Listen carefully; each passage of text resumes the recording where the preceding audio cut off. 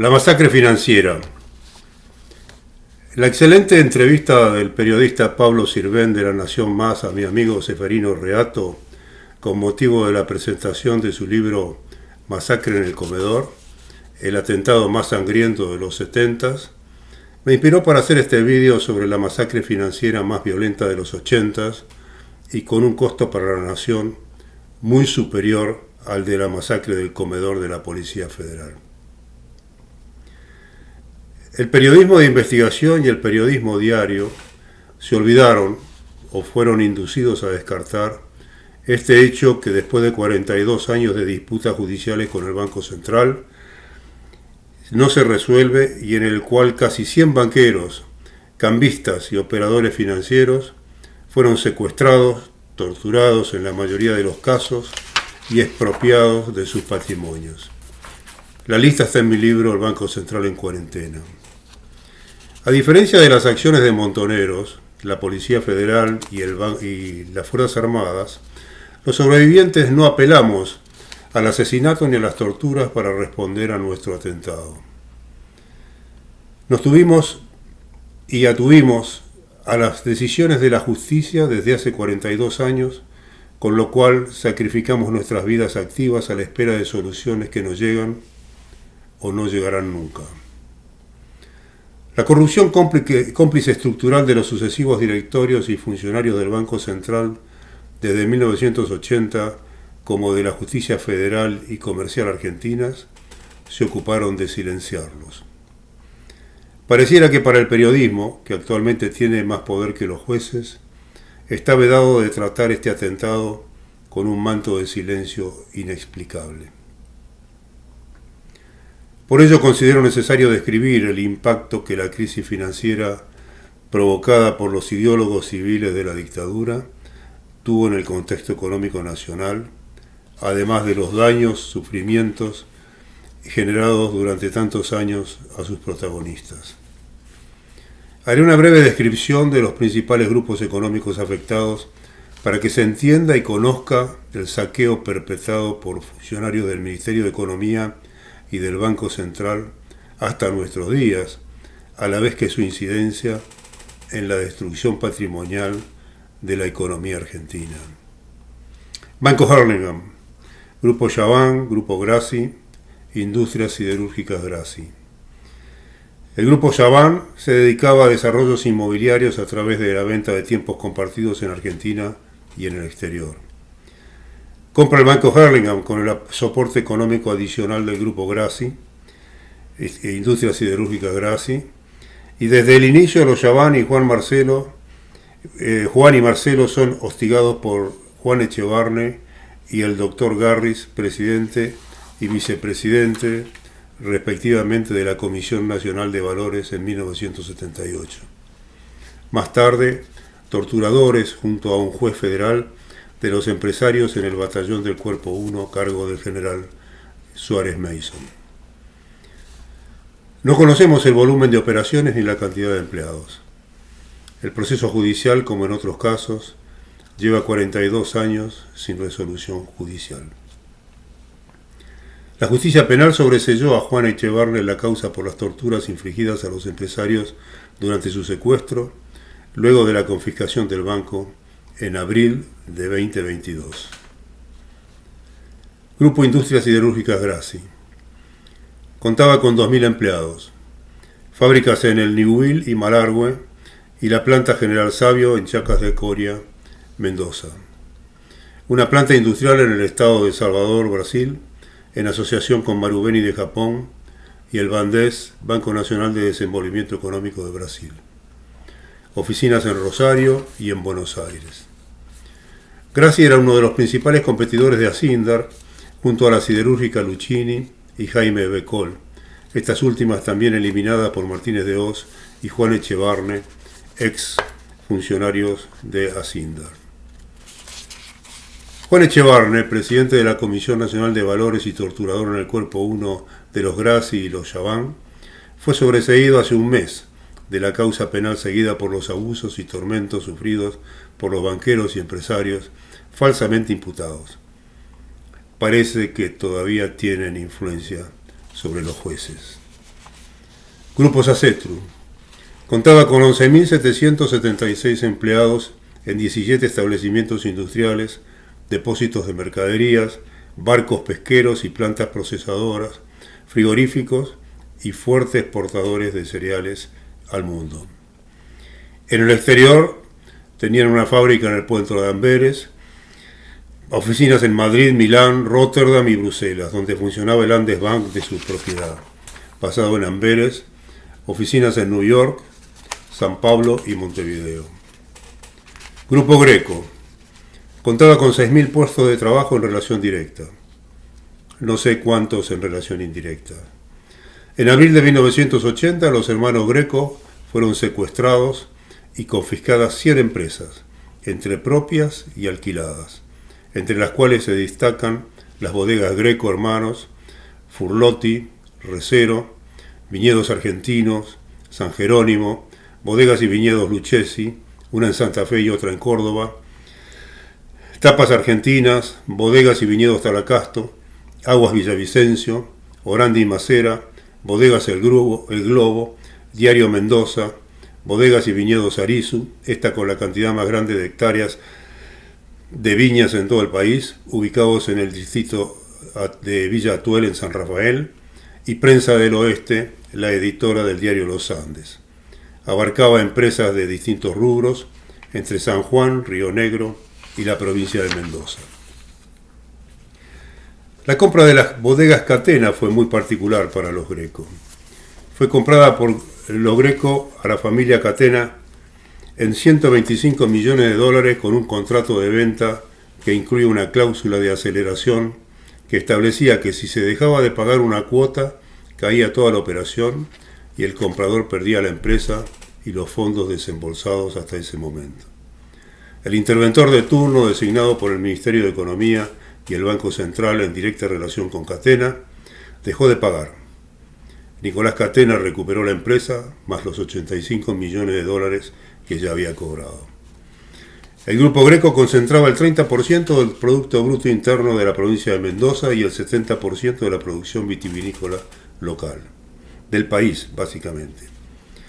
Según el periodista Adrián Ventura, del diario La Nación, los hermanos Greco y Jorge Basil, su socio, eran empresarios demasiado emprendedores o pícaros que pertenecían a un grupo de bancos sobreendeudados. No mencionó que los bancos del sistema, todos, estaban sobreendeudados, pero que los bancos tradicionales los bancaba el gobierno a través del Banco Nación Argentina, el Banco Nacional de Desarrollo, el Banco de la Provincia de Buenos Aires, la Caja Nacional de Ahorro y Seguro y otras entidades oficiales sumadas a bancos extranjeros alineados. El historiador Pablo Lacoste de la Universidad de Chile los consideró aventureros que venían a salvar la producción vitivinícola en decadencia. Hubo otras apreciaciones de economistas profesionales, pero ninguna dirigida a analizar en profundidad las verdaderas intenciones de los dirigentes del PRN, del Proceso de Reorganización Nacional, como yo lo hice en mis libros y declaraciones públicas desde hace más de 40 años. En 2007 el gobierno estuvo a punto de pagar a los propietarios del Grupo Greco 600 millones de pesos a consecuencia del fallo de la Corte Suprema de la Justicia de la Nación, correspondientes a su indemnización.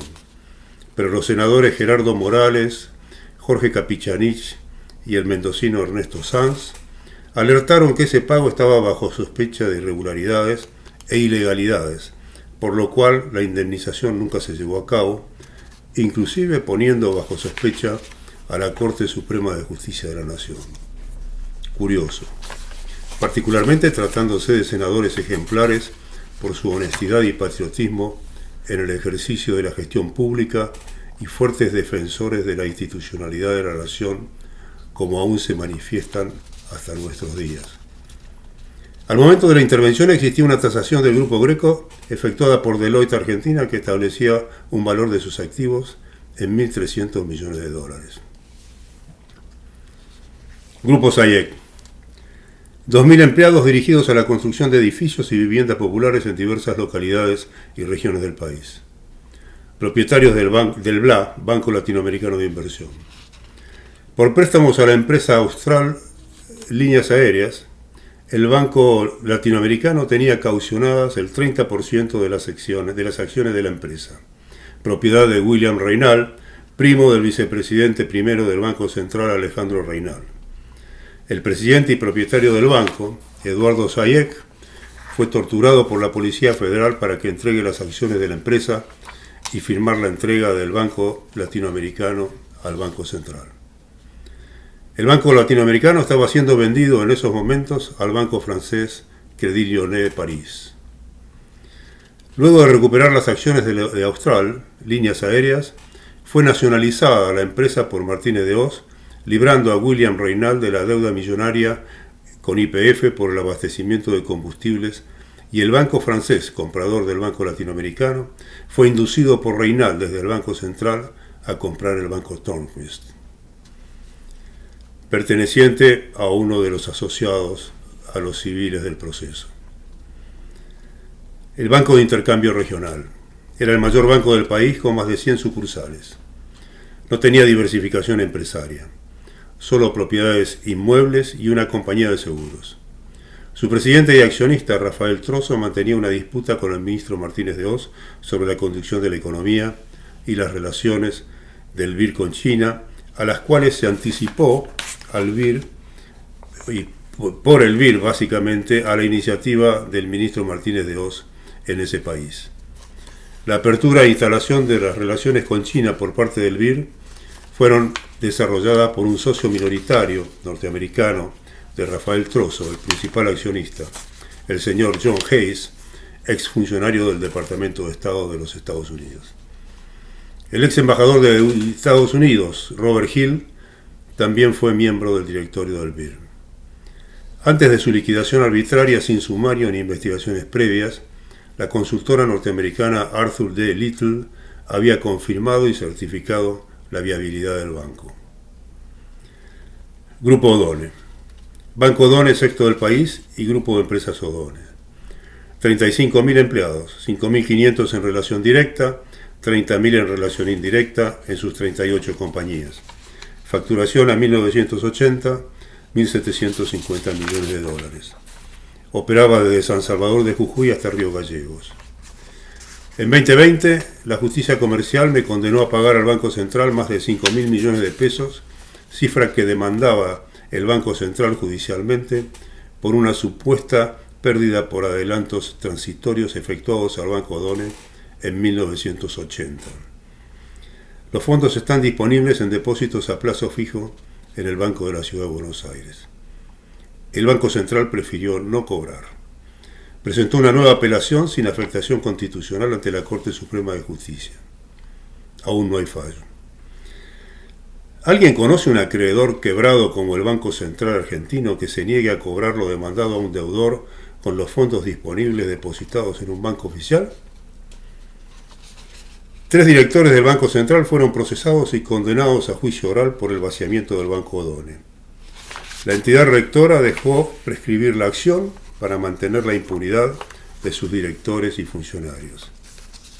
En conclusión, como se puede apreciar, la confiscación de los grupos empresarios y financieros destruyó fuentes de trabajo de al menos 60.000 empleados, es decir, aproximadamente 240.000 personas afectadas a nivel nacional, sin tomar en cuenta la destrucción de los activos de producción, el robo a los empresarios por parte de los funcionarios gubernamentales y el robo de las reservas del Banco Central instrumentadas por Alejandro Reynal, vicepresidente primero del Banco Central, utilizando como vehículo a los bancos intervenidos y liquidados ilegalmente, como he descrito en mis libros y publicaciones.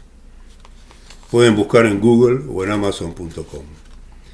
Las causales utilizadas para el atentado económico del gobierno en 1980 fueron transgresiones normativas a disposiciones del Banco Central, como fue considerado por el Banco Central en bancos asociados al régimen, como el Banco Comercial del Norte, el Banco Río de la Plata, el Banco Ganadero y otros sostenidos por los bancos oficiales y los bancos extranjeros.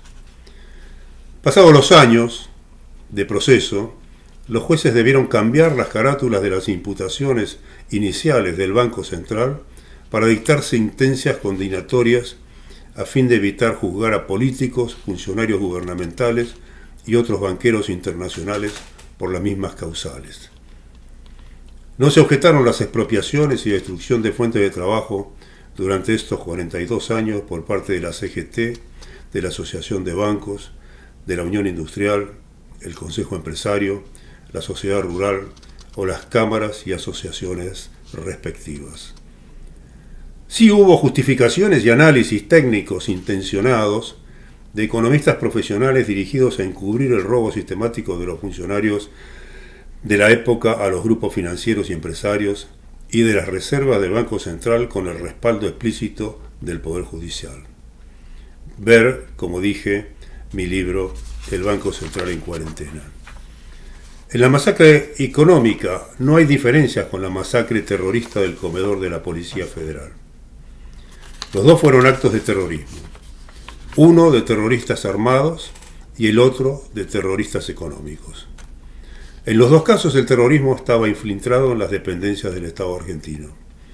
Con el criterio de juzgamiento usado por el Banco Central y los jueces, todos los gobiernos de la democracia debieron ser condenados por los autopréstamos del Banco Central al Tesoro Nacional y otros procedimientos delictivos efectuados desde el Banco Central a partir del advenimiento de la democracia, al que consiguieron enjugar a través de un mecanismo mediante el cual esos autopréstamos los transformaron en lícitos a través de leyes del Congreso. La democracia se ocupó de derogar la ley 2840 de subversión económica para no verse afectados los funcionarios públicos dentro de esa legislación, que era la de subversión económica.